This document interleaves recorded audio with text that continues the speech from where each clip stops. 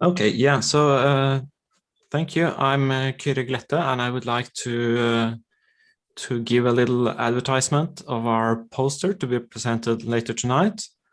And the main author, Jørgen, he couldn't be in this session, but he can be at the poster session later. So he will be happy to discuss details and so on later tonight. So yeah, so let's try to have a look at the main message from this paper. The takeaway message is, it's not don't copy that floppy, but it's don't clamp that float. So this means that if we state it in a less assertive way, think about how you restrict your genome. So this is about a little investigation into what we don't usually think so much about when practicing evolutionary algorithms.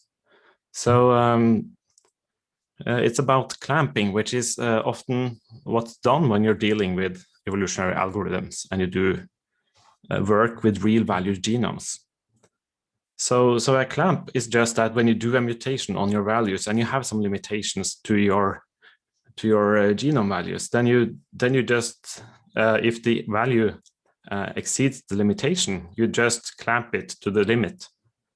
So it means you end up getting a lot of values at your boundaries, and that's what we've investigated a bit in this paper and done some simulations and testing on some benchmark functions to see what this produces.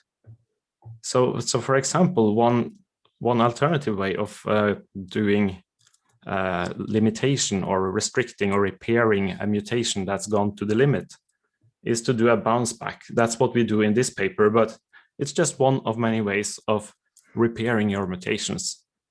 So the bounce back is that we do kind of reflect the mutation in the limit, so that if you have a mutation that's supposed to go a little bit over the limit, we just reflect the exceeding value back again into, so that it is within the bounds. So the effect of doing clamping is that the uniform distribution is not achieved within the desired bounds of the value. So you can see in this figure that we've done a lot of mutations and repeated this and found the distribution. So if you do the clamping, you get a lot of values at the boundaries. So that's actually, it's not really logical. It's not really desirable. Whereas if you do a bounce back, you do get a more uniform distribution.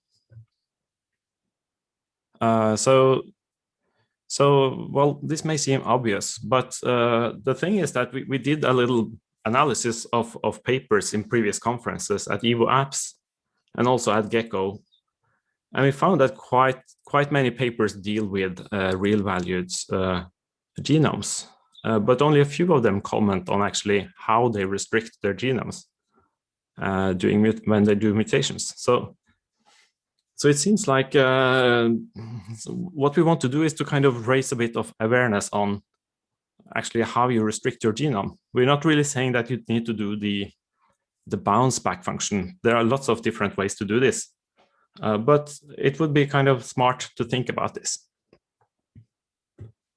So that's basically what this paper is about. We have some results. You can have a look at them in the paper. But do think about how you restrict your genome. This could affect how efficient your search is, basically. And there are very simple solutions to remedy this, like our bounce back approach, or maybe you can do, say, a wraparound of your values when you mutate, or do some other kind of repairing, like doing another mutation that's within bounds. So think about how you restrict your genomes. So yeah, please come and check our poster in the poster session. Don't clamp that float. And yeah, please have a look at the paper. There's a QR code for the archive version, or you find it in the proceedings. And then you can see some more results. We also applied it to some benchmark functions. That's it. Thank you. Thank you for the presentation.